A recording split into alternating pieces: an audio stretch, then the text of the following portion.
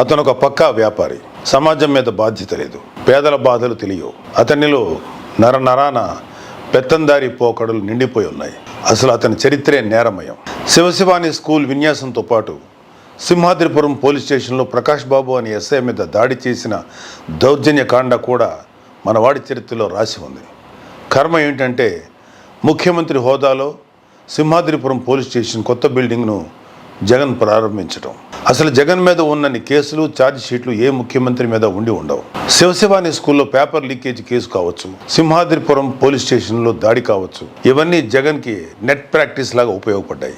తండ్రి అధికారంలోకి రాగానే జగన్ స్వైర విహారం మొదలైంది. దోచేయడం, దాచేయడమే ఎజెండాగా 2004 నుంచి 2009 వరకు రెచ్చిపోయాడు. ఉమ్మడి ఆంధ్రప్రదేశ్లో రాజశేఖర రెడ్డి కేబినెట్ మంత్రిగా ఉన్న శ్రీ శంకర్రావు గారు, మాజీ మంత్రి శ్రీ ఎర్రంనాయుడు గారు హైకోర్టులో వేసిన పిటిషన్లతో ఈ 840 జగన్ దోపిడీ బట్టబయలైంది. ఈ రోజుకి జగన్ మీద సిబిఐ వేసిన ఛార్జ్ షీట్లు 11, ఈడీ కేసులు 9, నేరపూరిత కుట్ర, క్రిమినల్ కాన్స్పిరసీ, మోసం, చీటింగ్, నేరపూరిత నమ్మక ద్రోహం, క్రిమినల్ బ్రీచ్ ఆఫ్ ట్రస్ట్, లెక్కలు తారుమారు చేయడం, ఫాల్సిజేషన్ ఆఫ్ అకౌంట్స్, క్రిమినల్ మిస్కాండక్ట్తో పాటు అవినీతి నిరోధక చట్టాల కింద ఈ కేసులు నమోదయ్యాయి.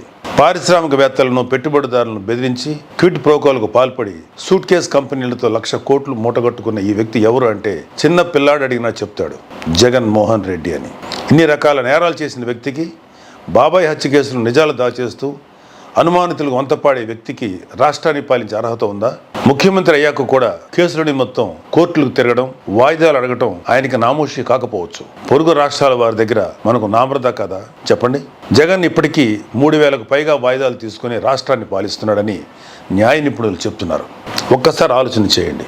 నేరాలు, మోసాలతో పెత్తనం చేస్తున్న వ్యక్తి ఓవైపు, సర్వం సమాజం కోసం ఇచ్చేసేంత త్యాగనిరతి కలిగిన నిస్వార్థ సేవకుడు మరోవైపు. 3,000 మంది కౌలు రైతులు ఆంధ్రప్రదేశ్లో ఆత్మహత్యలు చేసుకున్నారని తెలియగానే చలించిపోయి స్వార్జితం నుంచి 5 కోట్ల రూపాయలను ఇచ్చే నిజమైన నాయకుడు పవన్ కళ్యాణ్ కౌలు రైతుల దగ్గరికి వెళ్ళి వారి కష్టాలు తెలుసుకుని 1,00,000 రూపాయల చొప్పున సాయం చేశారు. వారి బిడ్డలకు చదువు, ఉపాధి కల్పించాలని ఆలోచనలు చేస్తున్నారు. దేశాన్ని కంటికి రెప్పలా కాపాడే సైనికుల గురించి, వారి కుటుంబాల సంక్షేమం కోసం కేంద్రీయ సైనిక బోర్డుకు ₹1 కోటి విరాళం అందించారు. సైనికులన్నా, ఆ విభాగం నుంచి వచ్చిన వారన్నా పవన్ కళ్యాణ్ గారికి అమితమైన గౌరవం.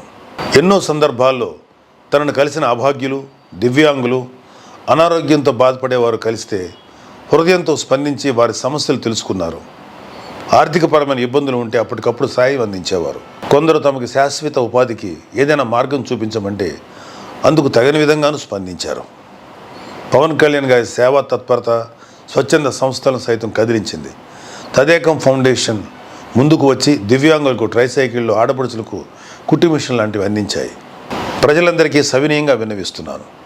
స్వార్థం, నేరం, మోసం, అరాచకం, దౌర్జన్యం ఇలాంటి మాటలకు మనిషి రూపం ఇస్తే అది జగన్మోహన్ రెడ్డి.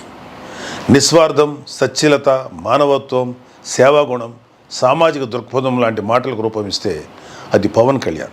జగన్ గురించి మీకు జస్ట్ ఒక ట్రైలర్ చూపిస్తేనే ఇన్ని ఘోరాలు బయటపడుతుంటే వాళ్ళ దౌర్జన్య యాత్రకు అడ్డుకట్ట వేయడం మీ చేతుల్లో ఉంది. ఇలాంటి వ్యక్తిని మళ్ళీ ముఖ్యమంత్రి పీఠం వైపు రాకూడదని, ఆంధ్రప్రదేశ్ రాష్ట్రాన్ని కాపాడుకోవాలనే పవన్ కళ్యాణ్ గారు వైసీపీ వ్యతిరేక ఓటు చీలనివ్వను అని 2 ఏళ్ల కిందటే ప్రతిజ్ఞ చేశారు.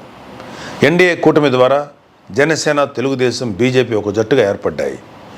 పొత్తుని గెలిపిద్దాం, రాష్ట్రాన్ని కాపాడుకుందాం. జై జనసేన, జై బీజేపీ, జై తెలుగుదేశం,